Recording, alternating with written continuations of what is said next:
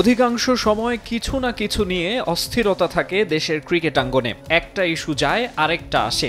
BPL এ fixing এর গুঞ্জন, ক্রিকেটারের মারামারি, হুট করে অধিনায়ক পরিবর্তন, একাধিকবার বিসিবি সভাপতির চেয়ারে বদল। গেল এক বছরেই কত কিছু ঘটে গেল।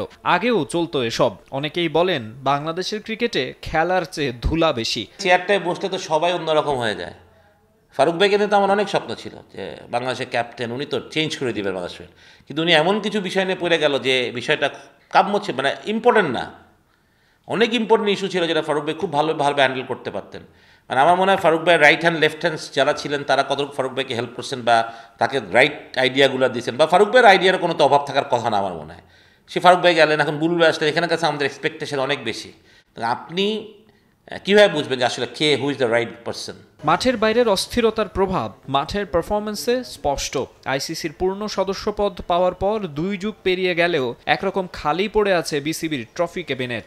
অনূর্ধ্ব 19 দল বিশ্বকাপ ও এশিয়া কাপ আর নারীরা এশিয়া কাপ জিতলেও মূল ফোকাস যাদের উপর, সেই পুরুষ সিনিয়র টিমের অর্জনের খাতা শূন্য। এশিয়া কাপে 3 বার ফাইনালে উঠেও খালি হাতে ফিরতে হয়েছে। আরেকটা এশিয়া কাপের আগেও বড় বড় কথা ক্রিকেটারদের মুখে। চ্যাম্পিয়ন হওয়ার লক্ষ্যে যাচ্ছি। আদতে চ্যাম্পিয়ন হওয়ার মতো মানসিকতা, স্কিল ক্রিকেটারদের আছে কিনা সে প্রশ্ন ওঠে প্রায়ই। বোর্ড কর্তারাও নানা রকম কথাবার্তা বলেন, দৌড়ঝাঁপ করেন, কিন্তু কাজের কাজ হয় না। এটা অনেক স্বপ্নবিলাসী কথা।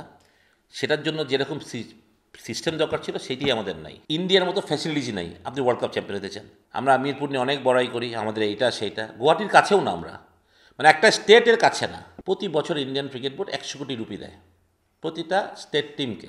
ফিল সিমন্স কী হচ্ছে, তার একটা প্লেয়ারের সাথে ব্যাটিং নিয়ে কাজ করছে, ভিডিও হচ্ছে, computer analyst, head coach, batting coach বসে ব্যাটসম্যানের সাথে কথা বলছে, রাইট?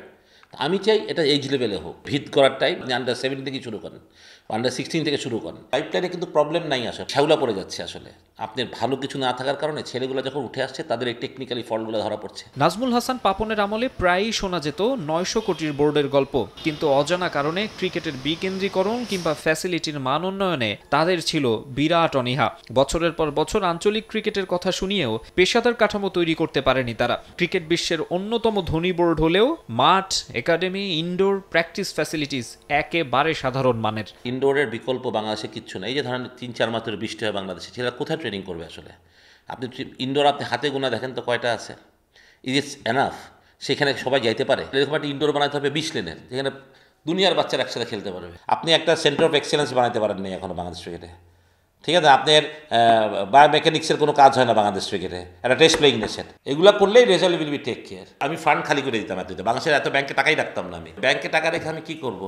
মানে আমার যেটা রাখার দরকার সেটুকু রাখলাম। যতটুকু বাংলাদেশ স্প্যান করা যেত, ক্রিকেট ডেভেলপ করা যেত, I will not listen to anybody about it. আমি কারোর কথা শুনতাম না এখানে। খালেদ মাহমুদ সুজন যত কথাই বলুন, এর দায় এড়াতে পারেন না তিনিও, কারণ তিনিও যে ছিলেন বোর্ডের গুরুত্বপূর্ণ দায়িত্বে। মাকসুম আলম খান, সময় সংবাদ, ঢাকা।